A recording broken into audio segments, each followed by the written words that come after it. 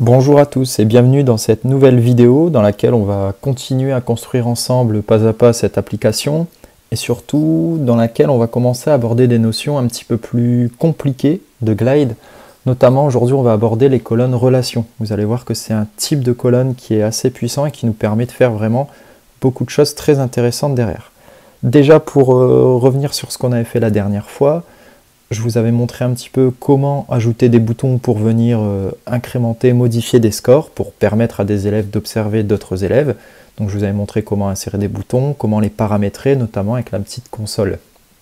Donc là, ce qu'on va faire aujourd'hui, c'est à peu près le même principe, sauf qu'on va relier tout ça avec, comme je vous l'ai dit, une colonne relation. On va découvrir ce que c'est dès maintenant.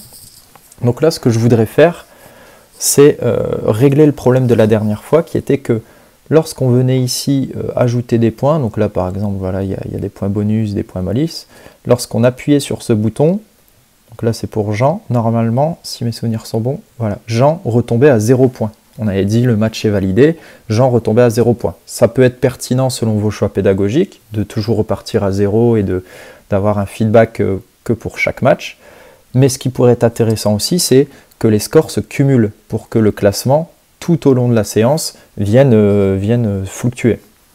Donc là, ce qu'on va faire, c'est faire en sorte que quand on vient ajouter les points et que l'on appuie sur ce bouton, eh bien, au lieu que ça remette le score à 0, que ça vienne réellement incrémenter le score précédent. Donc là, par exemple, si Jean part de 0, ce que je veux, si là il met 9 points bonus, 1 point normal, eh bien, j'aimerais bien qu'il ait un total de 10 points qui se mettent dans le classement. Or là, comme je vous l'ai dit, pour l'instant, c'est à 0. Donc c'est parti, je vais vous montrer comment on va faire ceci. Déjà, la première chose à faire, ça va être de créer une nouvelle table. Donc là, pour gagner du temps, j'ai déjà fait. Créer une nouvelle table qu'on va appeler match. Dans cette table, vous allez donc mettre le nom du joueur qu'on va observer. Vous allez mettre les points bonus qu'il va marquer pendant le match, les points normaux. Et là, j'ai juste remis une petite colonne maths, donc J1 bonus plus J1 normaux. Si vous ne connaissez pas cette colonne, n'hésitez pas à regarder ma vidéo précédente. J'ai détaillé exactement comment ça fonctionne. Donc là, maintenant que cette table est faite, ce qu'on va faire, on va revenir ici. Je vais tout de suite ajouter ici un petit bouton pour accéder à cette table. Donc un floating button pour que ça reste toujours proche du pouce. Et là, on va faire Go to Tab. Et on va aller chercher... Ah, autant pour moi. Là, j'ai oublié de rajouter justement cette tab. Donc là, New Tab, je veux que ce soit la source Match. Voilà. Je vais l'appeler Match d'ailleurs, pour s'y retrouver. Ok. On ne perd pas les bonnes habitudes, on se met tout de suite en vue détail. Donc Match est ici. Et donc ce bouton, normalement cette fois ça devrait le faire. Go to Tab, non plus classement, mais Match. Ok. Ce que j'aime bien faire aussi, c'est... Maintenant que j'ai fait un bouton pour accéder, je peux le cacher ici dans le menu en haut. Comme ça n'apparaît plus là, mais quand on appuie sur le bouton, on a bel et bien accès à la rubrique match. Donc voilà, comme ça je trouve que c'est plus clair. Moins il y a d'onglets ici, plus l'ergonomie de l'application sera bonne. Donc là, on va venir ici paramétrer tout simplement ce que les élèves vont pouvoir venir utiliser, toucher à l'écran. Donc là, c'est parti. Déjà, dans un premier temps, ce qu'on a vu ici, il faut remplir le joueur. Problème pour nous, on pourrait très bien mettre tout simplement ici une zone de texte, donc un text entry, une zone de saisie de texte. Mais le problème pour nous, c'est que si on veut que ma future colonne relation fonctionne, il ne faut surtout pas que les élèves se trompent dans les prénoms. Par exemple, si je veux mettre Jean et qu'il faut une faute de frappe, qu'ils mettent 2N comme ici, ça ne fonctionnera pas. Donc pour être sûr qu'il ne se trompe pas, ce qu'on va faire, c'est que plutôt de mettre un text entry, on va mettre un composant choix, choice. Donc avec ce composant choice, ce que je vais demander, c'est que la source des données possibles à utiliser, ce soit bel et bien classement. Donc là c'est bon. Là c'est bon. Le titre, ce sera nom du joueur. On va l'appeler nom du joueur. Et on veut que ce soit écrit dans la colonne joueur. Donc là, c'est bon. Ce que je veux, c'est bien que ce soit écrit dans cette colonne ici. Donc pour l'instant, c'est bien paramétré. Ce que ça contient, c'est des noms. Donc tout ça, c'est bon. Là, plusieurs solutions s'offrent à vous. Soit vous pouvez laisser en liste comme ceci, ou soit, moi, ce que j'aime bien faire pour que ça aille vite, c'est mettre les puces. Donc là, par exemple, si je coche ici que je vais vérifier, quand je viens là, ça m'a bien mis Jean. Là, l'avantage, comme je vous l'ai dit tout à l'heure, c'est qu'on est sûr qu'ils ne peuvent pas se tromper d'orthographe. Bon, en tout cas, ce sera l'orthographe qui a été mis dans l'onglet classement. Donc pour nous, c'est parfait, c'est bien plus efficace de faire comme ceci. Là, petit problème entre guillemets, là j'ai mis que 6 prénoms, donc forcément ça ne prend pas beaucoup de place à l'écran, mais justement vous n'avez pas des classes de 6 personnes, je pense. Donc ça prend très vite de la place à l'écran derrière les puces. Donc ce que je fais, je vais vous montrer une petite astuce que j'ai trouvée, c'est que je fais en sorte qu'une fois qu'on a sélectionné, donc imaginez qu'il y a toute la liste de noms, une fois qu'on a sélectionné le prénom vienne s'afficher ici tout en haut, et toute la liste de puces disparaît. Donc comment ça se passe? C'est très simple. Là je le fais en fait avec un bouton. Je vais venir tricher un petit peu, changer la fonction. Donc bouton, ce que je vais demander, c'est tout simplement que ça vienne, que le titre, pardon, soit joueur. Donc là, vous voyez, ça écrit Edouard. Et ce que je vais faire, c'est que je vais mettre des conditions de visibilité pour que lorsque cette liste, donc lorsque cette colonne ici n'est pas vide, et bien ça, ce soit caché. Et avec le bouton, on va faire l'inverse. Lorsque il y a un prénom dans cette colonne, le bouton sera visible. Lorsque la colonne est vide, ce bouton sera invisible. Donc on fait ça tout de suite. Pour Choice, option Visibility. Donc si joueur is empty, alors il doit être visible, sinon il est invisible. Donc je montre le composant seulement lorsque joueur est vide. Donc là vous voyez joueur n'est pas vide, il y a Edouard, donc ça fonctionne. Imaginons que j'ai mal coché, j'ai touché Edouard mais je voulais mettre Jean. Et bien là ce que je vais faire avec le bouton, je vais tout simplement, déjà je vais déjà faire, je vais paramétrer ça. Là ce que je vais demander de faire, c'est que lorsque j'appuie sur ce bouton, l'action qui va se produire, c'est tout simplement de vider, de remettre la colonne au clair. Donc je vous montre comment ça se passe. On va faire nouvelle action. Et là ça s'appelle set colonne value. Donc régler la valeur d'une colonne. Ce sera dans ce rang-ci, c'est bon. Et là ce que je veux, c'est que donc la colonne joueur soit nettoyée, entre guillemets, donc clear value. Tac. Donc là je vais l'appeler remise à 0 prénom. Voilà. Et donc là regardez ce qui se passe. Dès que j'appuie ici, vous voyez, ce bouton se vide, la colonne ici se vide, et donc ma liste réapparaît, ce qui fait que je peux cocher. Je peux même faire donc avec le bouton Visibility lorsque joueur n'est pas vide. Et donc là ce qui se passe, clac, clac. Vous voyez, comme ça c'est beaucoup plus simple, beaucoup plus clair à l'écran, et personnellement j'aime bien faire ça pour gagner un petit peu d'espace. Donc là, première petite astuce. Donc là on va dire que c'est réglé, j'ai bien ici le prénom qui se met dans ma colonne. Ensuite, ce que je veux, c'est tout simplement ce qu'on a déjà fait précédemment, à savoir mettre des boutons, une barre de progression pour pouvoir vraiment observer l'élève, pour que l'élève puisse observer son camarade. Donc là c'est parti, je vais aller relativement vite puisque vous connaissez, normalement c'était dans la vidéo précédente. Donc on va mettre des boutons de barre. À gauche ce sera bonus, à droite on va mettre les malus. Ok. Donc l'action, ça va être increment number de la colonne J1 bonus, c'est très bien. Donc je veux que ce soit plus 5 points. Ok. Et pour l'action de droite, donc les malus, ce sera encore increment number, sauf que cette fois, donc toujours dans J1 bonus, c'est bon. Cette fois, je veux que ce soit de moins 5 points. Ok. Je vais dupliquer ceci et on va juste modifier. Donc là, ce sera plus 1 point. Je vais mettre plus 1.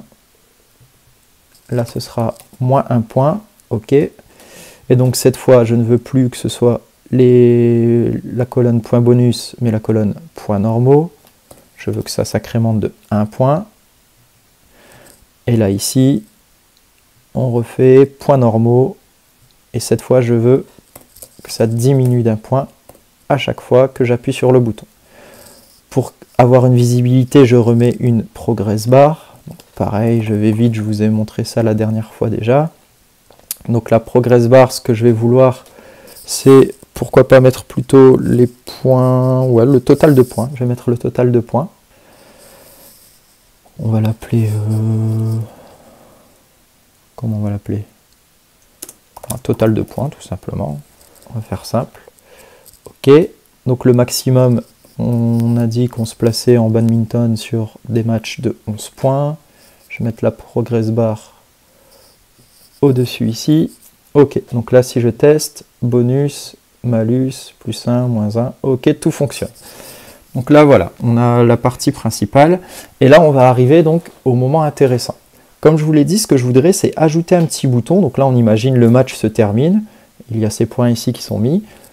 Le match se termine et je voudrais maintenant, tout simplement, que lorsque l'élève appuie sur un bouton, ça valide ses points. Donc ça enregistre ses points et ça vienne les accumuler, les ajouter au total de points précédent. Donc là, on était avec Jean. Donc si Jean il est à 0 points et que là, dans le match, il a marqué 4 points, et bien que ça vienne s'ajouter, qu'il se retrouve à 4 points pour le match suivant.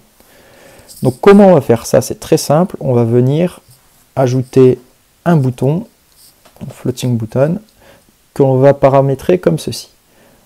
Cette fois, on va faire donc une nouvelle action. Cette console-là, on l'a vu juste avant et je vous l'avais fait découvrir dans une vidéo précédente. Là, je vais vous montrer un petit peu ce qu'on va faire. Pour pouvoir faire cette action, on va donc avoir besoin d'un nouveau type de colonne qu'on n'a pas encore vu, la fameuse colonne relation. Donc qu'est-ce que c'est la colonne relation? En fait, c'est ce que j'appelle moi perso un peu le trou noir de Glide. En fait, ça va me permettre de relier dans une table une donnée à la même donnée contenue dans une autre table. Donc là, par exemple, ce que je vais vouloir faire, c'est mettre en relation la donnée ici, donc la donnée Jean, donc le joueur qui s'appelle Jean, avec la ligne de ce joueur dans le tableau classement. Donc là, je vais vouloir mettre en relation cette ligne ici, donc ce qui se passe dans ces cellules de cette ligne-là avec Jean, avec du coup la ligne ici de Jean. Si je mets Antoine ici, ça va être relié à la ligne Antoine, etc., etc. Donc vous comprenez bien le principe. L'intérêt de cette chose, c'est que on va pouvoir en fait paramétrer différentes lignes ici. Donc vraiment le joueur que je veux.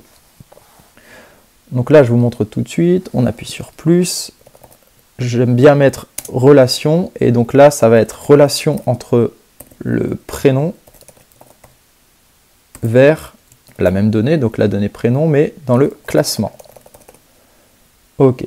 Et donc colonne type, ça va donc être une colonne relation.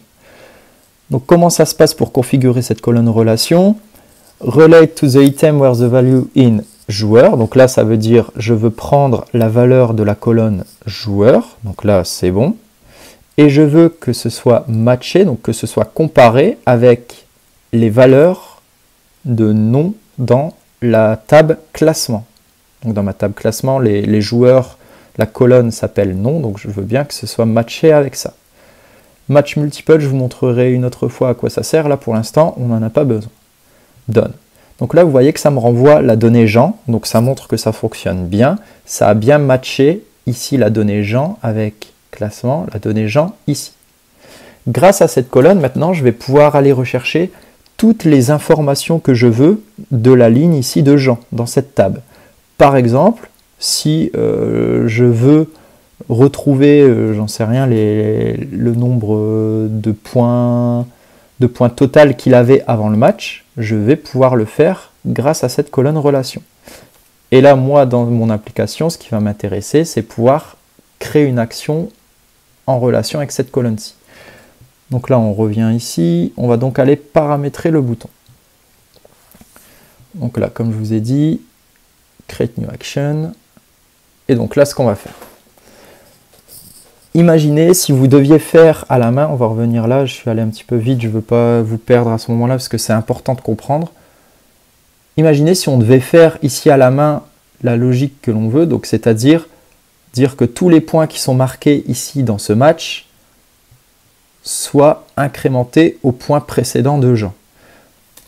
Nous, êtres humains, ce qu'on ferait à la main, c'est tout simplement on reprendrait les points bonus et les points normaux de Jean et on viendrait y ajouter tout simplement ces points ici.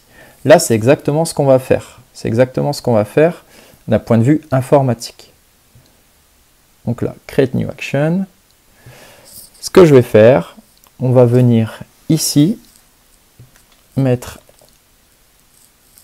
un increment, donc increment number, et cette fois, je ne veux plus incrémenter ce rang, puisque là, on est dans la table match, mais je vais vouloir utiliser donc mon trou noir, là, la colonne relation, pour venir influer sur la colonne de mon choix dans la table classement. Donc là, par exemple, si j'appuie ici, je vais pouvoir influer sur les points bonus. Donc là, qu'est-ce que ça veut dire? Ça veut dire que ce que je vais faire en appuyant sur ce bouton, ça va avoir une action sur ma table classement et non plus sur ma table match, grâce à cette colonne relation. Donc là, ce que je veux, c'est que les points bonus de Jean soient incrémentés non pas de 1, mais soient incrémentés par les points qu'il vient de mettre. Donc là, on est dans point bonus, donc J1 bonus. Donc là, typiquement, ce que ça veut dire, bon, ça va quitter, mais c'est pas grave. Typiquement, ce que ça veut dire, je veux que, bon là, forcément, J1 bonus, c'est à 0, on imagine qu'il y a mis 3 points.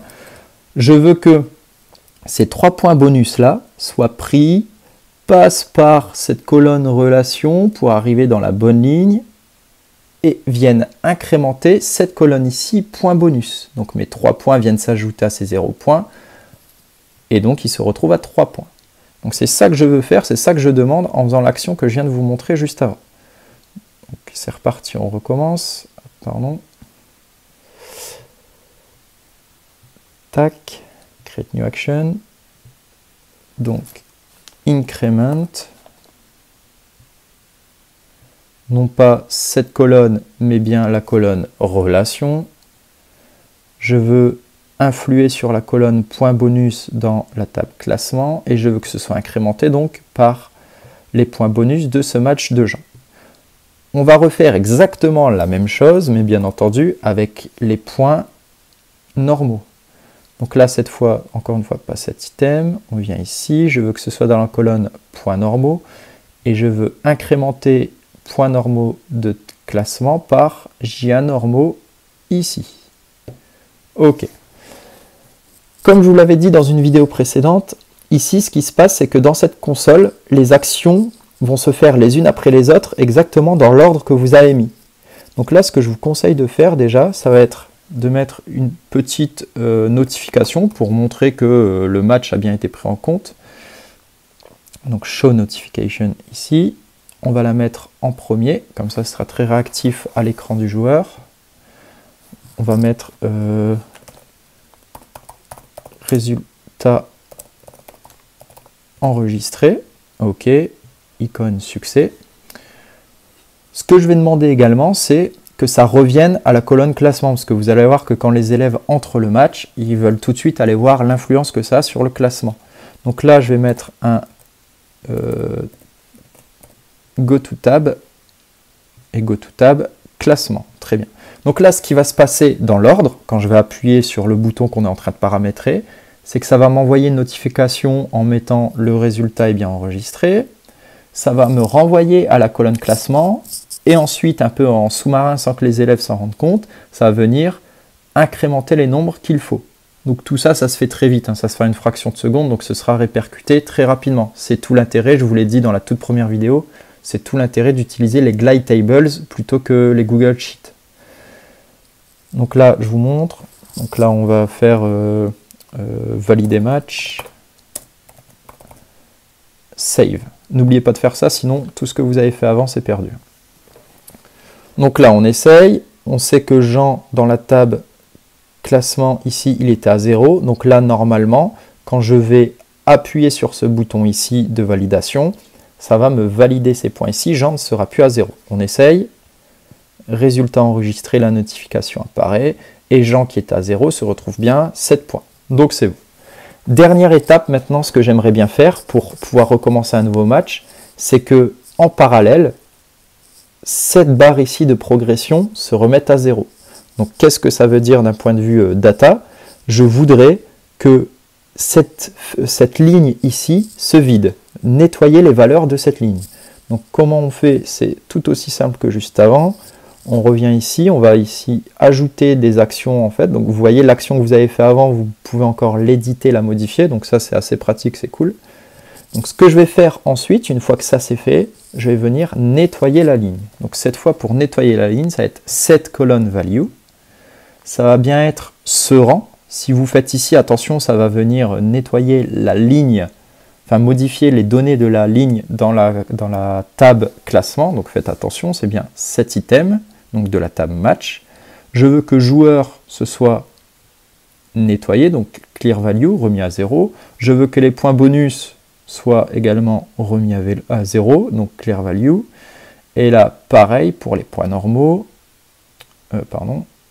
pour les points normaux, clear value.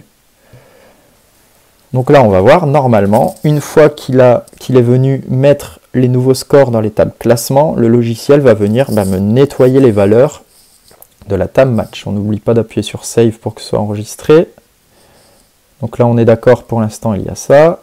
Donc, si j'appuie ici, ça va ajouter les nouveaux 7 points à Jean. Donc Jean, il se retrouve bien à 14 points, 7 plus 7. Et là, si je reviens ici, vous voyez que tout s'est bien remis à 0. La barre de progression est à 0, les boutons sont prêts à être utilisés, le prénom n'est plus là, le bouton n'est plus là. Donc vous voyez, ça a bien fonctionné. Pour récapituler, l'important de cette vidéo, c'est d'avoir bien compris l'intérêt de cette colonne relation. Donc comme je vous l'ai dit, gardez ça à l'esprit, je trouve que c'est assez parlant. C'est un espèce de trou noir qui vous permet de relier la donnée que vous voulez à cette même donnée qui se trouverait dans une autre table.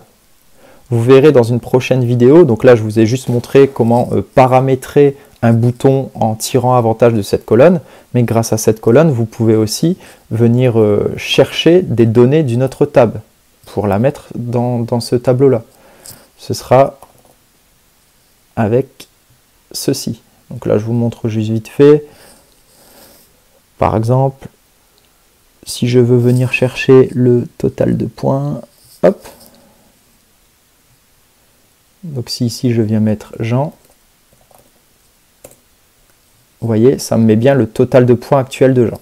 Donc vous voyez, on verra ça dans une prochaine vidéo, je vous montrerai exactement la pertinence d'utiliser cette fonction-là, le lookup.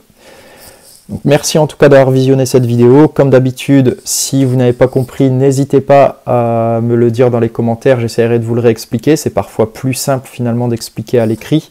Là, à l'oral, je me suis peut-être emmêlé les pinceaux. N'hésitez pas à me poser les questions, je me ferai un plaisir d'y répondre. Et je vous dis à la fois prochaine.